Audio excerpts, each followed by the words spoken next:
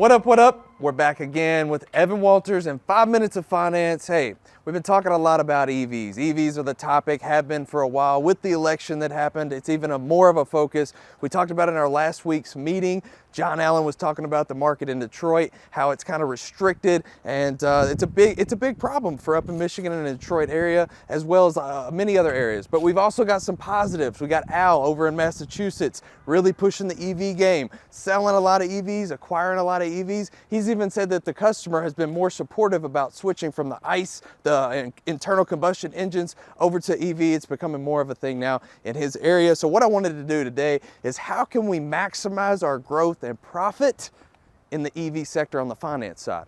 How can we maximize and get every single dollar and protect the customer? Because most of the time, it's a new thing for a customer. A big percentage of the EV market is new people to the EV side. A lot of these people haven't experienced what it is to have an electric vehicle, what the differences are, how to service them, all of those things. So with that said, today I wanted to talk about what's available in F&I. Do we have all the EV products that we need to maximize every situation?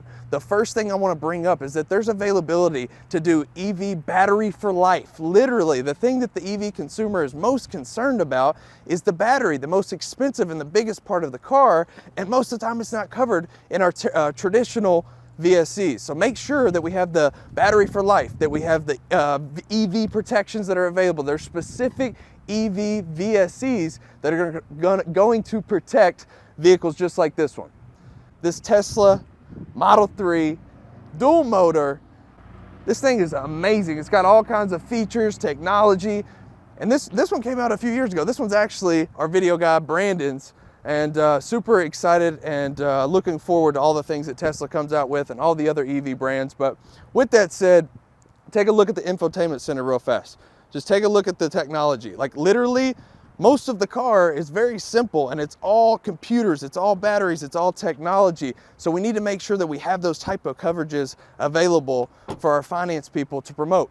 We also need to have our finance people aware of all of the tax deductions and all of the savings outside of just financing a vehicle. There's also EV programs from lenders that could help benefit these customers. So I guess the biggest thing is education on EV.